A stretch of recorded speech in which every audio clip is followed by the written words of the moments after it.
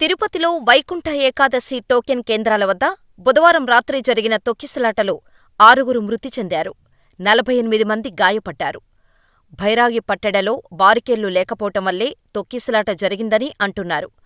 తొక్కిసలాట ఘటనపై అధికారులు సీఎం చంద్రబాబుకు ఇచ్చిన నివేదికలో డీఎస్పీ రమణకుమార్ వల్లే తొక్కిసలాట జరిగిందని ఉంది. మరోవైపు తిరుపతి తొక్కిసలాట వెనుక అధికారుల వైఫల్యం ఉందని టీటీడీ చైర్మన్ బీఆర్ నాయుడు అంటున్నారు. మరి తిరుపతి తొక్కిసలాట ఘటనకు బాధ్యులెవరు? అధికారుల వైఫల్యమే కారణమా? డీఎస్పీ రమణకుమార్ చేసిన తప్పేమిటి? తప్పు ఎక్కడ జరిగింది? ఈ ఘటనలో ఎవరిని నిందించాలి? తిరుమల శ్రీవారిని వైకుంఠద్వార దర్శనం చేసుకునేందుకు ఈ నెల 9వ తేదీ నుంచి తిరుపతిలో టోకెన్లు జారీ చేస్తామని టీటీడీ ప్రకటించింది. ఇందుకోసం తిరుపతిలోని 8 సెంటర్లలో 90 కౌంటర్లు ఏర్పాటు చేసింది.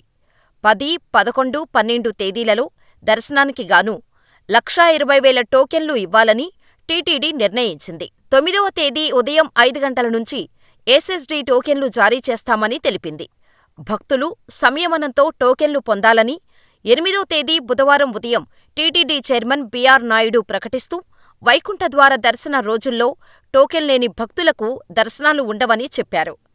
దీంతో టికెట్ల కోసం భక్తులు 8వ తేదీ ఉదయం నుంచే టోకెన్ జారీ కేంద్రాలకు భారీగా చేరుకున్నారు. ఇలా సాయంత్రానికల్లా టోకెన్లు జారీ చేసే కేంద్రాల దగ్గర వేలాది మంది భక్తులు చేరుకున్నారు. భక్తులు పెద్ద సంఖ్యలో వచ్చినట్టు గుర్తించిన టీటీడీ నిర్ణీత సమయం కన్నా ముందుగానే టోకెన్ల జారీ ప్రక్రియ మొదలుపెట్టింది. ఇదిలా ఉంటే భైరాగి పట్టణంలోని రామానాయుడు స్కూల్ దగ్గర టోకెన్ల కోసం వచ్చిన భక్తులను పక్కనే ఉన్న పద్మావతి పార్కులోకి పంపించారు. సాయంత్రానికి వేలాది మంది భక్తులు అక్కడికి చేరుకున్నారు. ఉదయం నుంచి ఉపవాసంతో వేచి ఉన్న ఒక వ్యక్తి రాత్రి 8 గంటల సమయంలో అస్వస్థతకు గురయ్యాడు. ఆయన్ను బయటకు తీసుకొచ్చే ప్రయత్నంలో ఒక్కసారిగా భక్తులంతా ఆ గేటుపై పడ్డారు. ఇలా భక్తుల మధ్య తోపులాట జరిగి గేటు తెరుచుకుంది. దీంతో వేలాది మంది భక్తులు క్యూలైన్లోకి వెళ్లేందుకు ప్రయత్నిస్తున్న క్రమంలో తొక్కిసలాట చోటు చేసుకుంది. ఆ తొక్కిసలాటలో 5గురు చనిపోగా, ఆ ఘటనకు ముందే శ్రీనివాసం దగ్గర ఒకరు అస్వస్థతకు గురై మరణించారు. ఇలా బుధవారం బైరాగి పట్టెడ భక్తుల ఆర్తనాదాలు, హాహాకారాలతో హోరెత్తిపోయింది. ఈ కేంద్రం వద్ద భద్రతకు నియమించిన పోలీసు, టీటీడీ విజిలెన్స్ సిబ్బంది ఉప్పెనలా దూసుకొచ్చిన భక్తులను అదుపు చేయలేకపోయారు. తోపులాటలో ఊపిరాడక అనేక మంది మహిళలు అపస్మారక స్థితికి చేరుకున్నారు.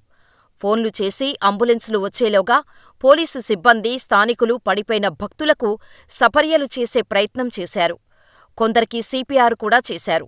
సరైన శిక్షణ లేకుండా సీపీఆర్ చేస్తున్న దృశ్యాల వీడియోలు వైరల్ అయ్యాయి. సీఎం చంద్రబాబుకు తొక్కిసలాట ఘటనపై అధికారులు నివేదిక అందించారు.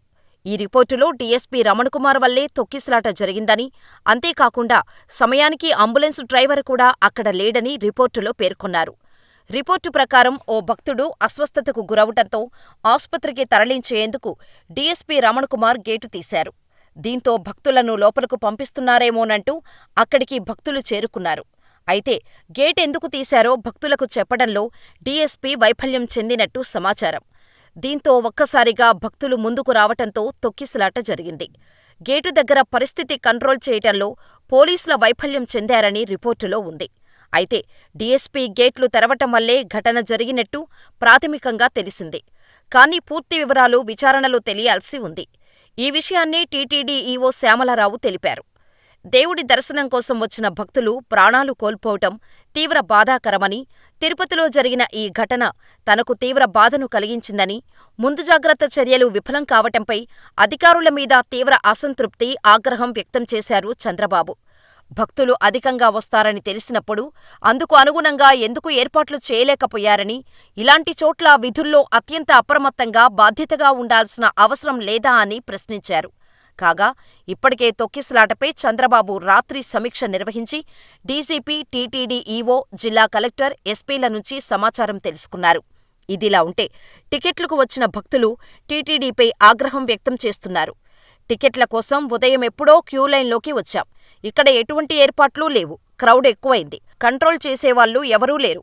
ఒకరి మీద ఒకరు పడి తొక్కిసలాట జరిగింది. ఉదయం నుంచి పార్కులో ఉంచి తాళం వేశారు. కనీసం భోజనం కానీ, మంచినీరు కానీ టీటీడీ అందించలేదని ఆవేదన వ్యక్తం చేస్తున్నారు. అయితే ఈ తొక్కిసలాట కామన్గానే జరిగిందా? అధికారుల తప్పా? పాలక మండలి పర్యవేక్షణ లోపమా? లేక భక్తులే అత్యుత్సాహానికి గురయ్యారా అనే విషయాలను ప్రచారం చేయటంలో జరుగుతున్న తప్పులు మరిన్ని ఆవేదనలకు, ఆక్రోశాలకు దారితీస్తున్నాయని, సినిమాలకు సంబంధించిన ప్రీ రిలీజ్ ఫంక్షన్ల విషయంలో పోలీసులు, కలెక్టర్లు, మంత్రులు చూపించిన శ్రద్ధ ఆధ్యాత్మిక కార్యక్రమాల విషయంలో కూడా చూపిస్తే సామాన్యులకు భద్రత ఉంటుందని పలువురు అభిప్రాయపడుతున్నారు. దురదృష్టవశాత్తు జరిగిన సంఘటనలో 5 చనిపోయారు. 41 మంది రూయా హాస్పిటల్లో, సిమ్స్ హాస్పిటల్లో ఇంజరీస్ అడ్మిట్ అయ్యారు. వాళ్ళలో ఇప్పటికే 20 మంది దాకా వారిని డిశ్చార్జ్ చేయడం జరిగింది. మిగిలిన వాళ్ళ పరిస్థితి గురించి సూపరింటెండెంట్ గారు చెప్తారు. దాన్ని గేటుని తెరిచి ఉంచేటప్పుడు తీసుకోవాల్సిన ప్రికాషన్స్ తీసుకోకపోవడం వల్ల జరిగినట్టుగా అనిపిస్తుంది. ప్రిలిమినరీగా ఇవన్నీ డీటెయిల్డ్ ఎంక్వైరీ చేస్తే కానీ తెలియదు. ఇంజ్యూర్డ్ అయిన పిల్గ్రిమ్స్ని పరామర్శించడానికి ముఖ్యమంత్రి గారు కూడా వస్తున్నారు ఈరోజు. ఇక్కడ ఉన్న వాళ్ళలో సీరియస్గా ఎవరు లేదు. తగ్గిన వాళ్ళందరికీ కూడా ఇద్దరికి ఈ బోన్ ఫ్రాక్చర్స్ ఉన్నాయి, వాళ్ళు స్టేబుల్గా ఉన్నారు. మిగతా వాళ్ళందరికీ కూడా ఈ స్టాంపీడ్లో ఒత్తుకొని పోవటం వల్ల మసిల్స్కి వాటికి నొప్పులు పుట్టడం తప్పితే వేరే సీరియస్ ఇంజరీస్ లేవు. చాలామందిని సాయంత్రం దాకా డిశ్చార్జ్ చేసేటువంటి పరిస్థితిలో ఉన్నారు. ఒక 2-3 మాత్రము ఇంకొక 2-3 రోజులు అబ్జర్వేషన్లో ఉండవలసి ఉంటుంది.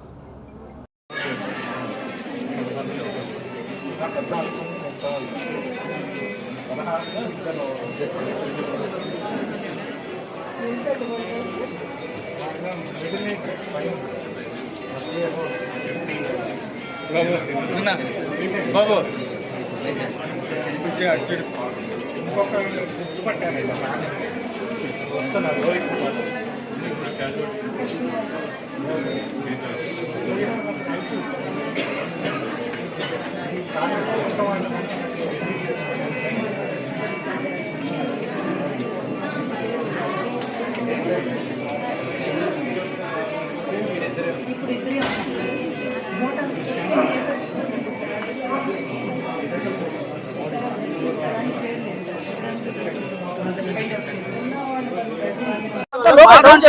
మందిలోని 8 మందికి ఇబ్బంది పడి, కాళ్ళు చేతులు కూడా ఇబ్బంది పడి, మొత్తం ఒక మనుషులు ఫెయిట్ అయిపోయి ఉన్నారు. అందరూ కూడాను అందరినీ కిమ్స్ హాస్పిటల్ జాయిన్ చేశారు. నాయకులందరూ కూడా వస్తున్నారు, చూస్తున్నారు. ఎవరు ఏమీ లేదు. పోలీసు వాళ్ళు అందరినీ వేస్ట్ గా చూస్తున్నారు. దరిద్రులాగా ఉన్నారు అందరూ.